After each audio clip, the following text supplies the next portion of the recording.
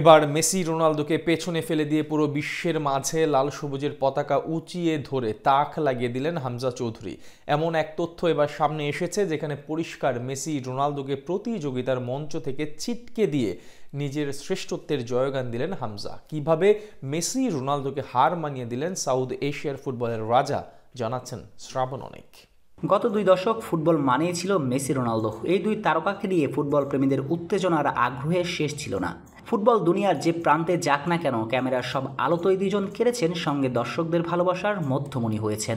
মাঠ এবং মাঠের বাইরে ভক্তদের বিমোহিত করে রেখেছেন এই দুই সুপারস্টার।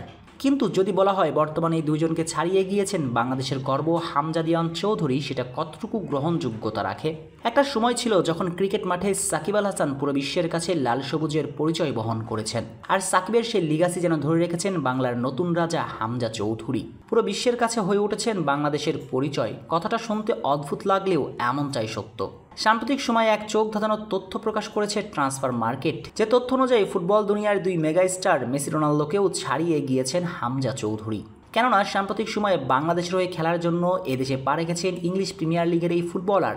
আর তারপর থেকেই পুরো দেশের ফুটবল প্রেমীদের ট্রেন্ডিং টপিকে চলে আসেন হামজা। গুগল থেকে শুরু করে সবকিছুতে সার্চ করতে শুরু হয় বাংলাদেশি এই ফুটবলারকে নিয়ে। তাতেই বেঁধে যায় ধুমধুমার কাণ্ড। হামজাকে তার নিজ জেলা হবিগঞ্জে করা হয় রাজকীয় বরণ। দেশের ফুটবল প্রেমীদের মাঝে যেন হাওয়া দিতে শুরু করে বসন্তের বাতাস, যে বাতাস ছড়িয়ে পড়েছে পুরো বিশ্বে।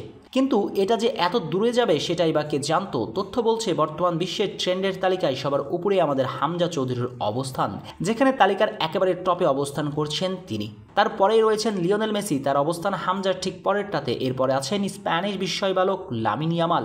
অবশ্য হওয়াটাই তো স্বাভাবিক, কারণ তিনি তো আর জেনেতেন কোনো তারকা নন। ইংলিশ প্রিমিয়ার লিগে লেস্টার সিটির হয়ে মাঠ মাতিয়েছেন, অধিনায়কত্ব করেছেন, জিতেছেন এফএ কাপ।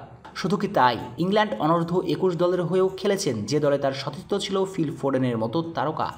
এখন বুঝছেন কত বড় মাপের ফুটবলার বাংলাদেশের হয়ে মাঠে নামতে চলেছেন।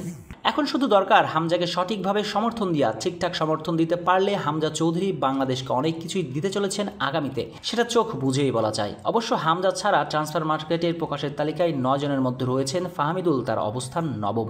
যদিও ফাহমিদুলের আপাতত খেলা হচ্ছে না বাংলাদেশ দলে, তবে বাফুফে বস সমর্থকদের আশ্বস্ত করেছেন আজ হোক আর কাল হামজা বাংলাদেশের হয়ে মাঠে মাতাবেন। ফাহমিদুলও তেমন ইঙ্গিত দিয়েছেন সর্বশেষ এক পোস্টে, অর্থাৎ আজ হোক আর কাল ফাহমিদুল বাংলাদেশের হয়ে খেলতে চলেছেন। দেশের ফুটবল প্রেমীদের মাঝে যেন হাওয়া দিতে শুরু করে বসন্তের বাতাস, যে বাতাস ছড়িয়ে পড়েছে পুরো বিশ্বে।